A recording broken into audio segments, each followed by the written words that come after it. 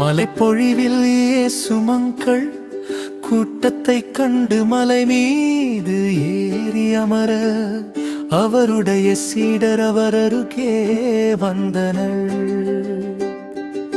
அவர் திருவாய் மலர்ந்து கற்பித்தவை ஏழையரின் உள்ளத்தோர் பேறு பெற்றோர், ஏனெனில் விண்ணரசு அவர்களுக்கு உரியது.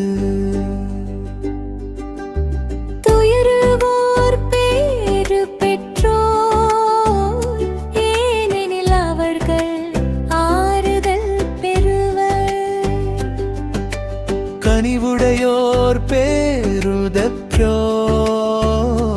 ஏனெனில் அவர்கள் நாட்டை உரிமை சொத்தாக்கிக் கொள்வர். நீதி நிலை நாட்டும் வேட்கை கொண்டோர் பேறு பெற்றோர், ஏனெனில் அவர்கள் நிறைவு பெறுவர். இரக்கமுடையோர் பேறு பெற்றோர், ஏனெனில் அவர்கள் இரக்கம் பெறுவர்.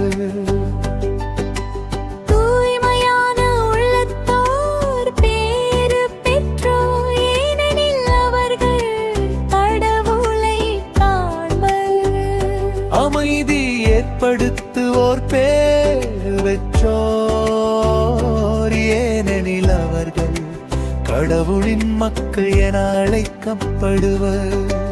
நீதியின் பொருட்டு துன்புறுத்தப்படுவோர் பேறு பெற்றோர், ஏனெனில் விண்ணரசு அவர்களுக்குரியது.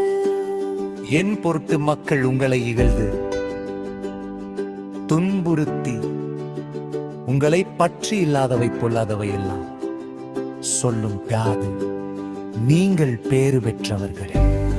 மகிழ்ந்து பேருவகை கொள்ளுங்கள், ஏனெனில் விண்ணுலகில் உங்களுக்கு கிடைக்கும் கைமாறு மிகுதியாகும்.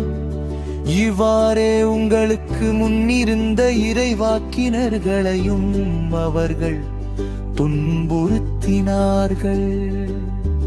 நீங்கள் மண்ணுலகிற்கு உப்பாயிருக்கிறீர்கள். உப்பு உவர்பற்று பெயரால் இறை கொண்டு அதை உவர்ப்புள்ளகாக்க முடியும். அது வெளியில் கொட்டப்பட்டு மனிதரால் மிதிபடும், வேறு ஒன்றுக்கும் உதவாது.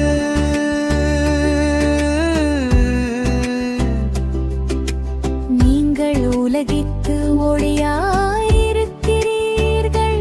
மலைமேல் இருக்கும் நகு மறைவாயிருக்க முடியாது. எவரும் விளக்கை ஏற்றி மரக்காலுக்குள் வைப்பதில்லை, மாறாக விளக்கு தண்டின் மீதே வைப்பது. அப்பொழுதுதான் அது வீட்டில் உள்ள அனைவருக்கும் ஒளி தரும். இவ்வாறே உங்கள் ஒளி மனிதர் முன் ஒளிர்க்க, அப்பொழுது அவர்கள் உங்கள் நற்செயல்களை கண்டு உங்கள் விண்ணகர் தந்தையை பெயாற்றி புகழ்வார்கள்.